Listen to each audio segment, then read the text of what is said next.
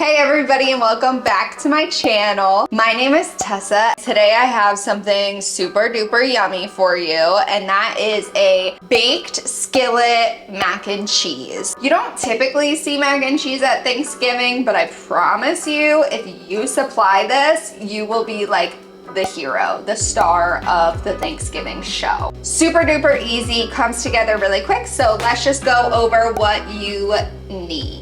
So it's obviously called mac and cheese because it's macaroni and cheese, so I take that loosely. I actually prefer to use these corkscrew noodles. They're called Cavatappi, probably pronouncing that wrong, but they're the corkscrews. I prefer these because they have just more room to absorb the yummy, creamy, cheesy, saucy goodness that we're doing. I guess the other sort of unique thing about this mac and cheese is I use 2 cheeses. You're gonna need 2.5 cups of milk, 1/4 cup all-purpose flour, 4 teaspoons of butter, 2 heaping teaspoons of Dijon mustard, and then all of your spices.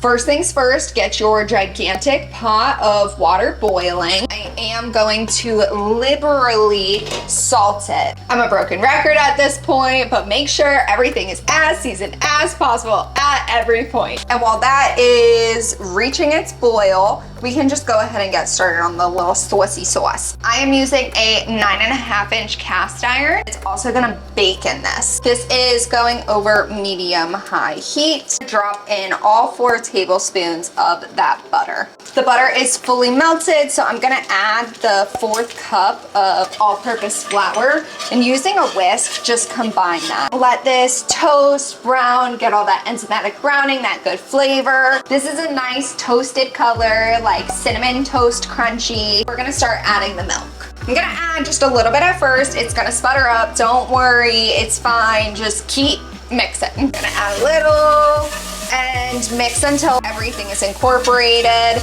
It's gonna look clumpy, that's okay. And then we add some more. And this is looking smooth, so I'm just gonna add the rest of the milk.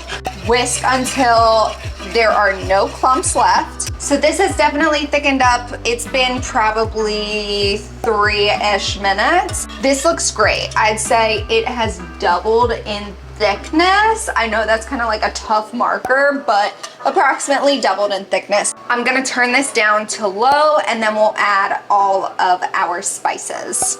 In addition to the spices, of course, black pepper, and just give it a little mixy mix. If you don't have seasoned salt, I would definitely do less salt, like 2 teaspoons instead of 4. I can't stress this enough, don't undersalt. The salt level really takes this mac and cheese to the next level. Sauce is smooth, and we're gonna drop in our cheese. I am not going to add all of the cheese right now because we do want some as a topping. At this point, I recommend ditching the whisk and just getting a wooden spoon because the cheese gets real gloopy. The spoon is gonna be your friend.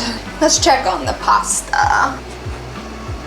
Oh, perfect. Perfect timing. You want to make sure that you only cook your pasta to al dente. I like to use a spider, so I'm not going to drain this because I actually want some of this pasta water. And when you do it this way, it does cling onto the noodles.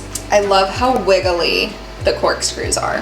And don't dump this out yet because we just might need it. And then do your best. Give it a mix. And don't worry at all if you don't have a 9.5-inch cast iron. Put your mac and cheese in whatever baking vessel you have. Mac and cheese is mixed, it's ready to go. All we have to do is top it with our remaining cheese. All we're looking for is for this top layer of cheese to melt, to brown. I'm probably gonna go about 10 to 15 minutes. And this is heavy. Woo! Mac and cheese is baked. I did end up going that full 15 minutes to get it, browned and crisping and bubbling to that intense level that I wanted it.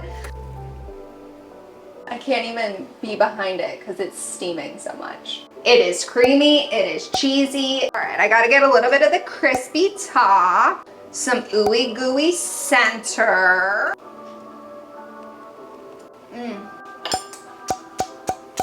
The smoked paprika really does lend such a smoky flavor to this whole thing. And I think it elevates it and it sets it apart from other just traditional mac and cheeses. The cayenne, since we only did a 4 teaspoon, it's just like the slightest tingle. The mixture of the two cheeses makes the flavors complex. This mac and cheese is just a staple at my Thanksgiving. If you've never brought mac and cheese to your Thanksgiving party or just Thanksgiving celebration for yourself, I highly recommend this. Like, this is what I know without a doubt we are contributing. As always, like, subscribe, comment, share this, make it, tag me. With that, we'll see you on the next one. You know the drill. Like and subscribe.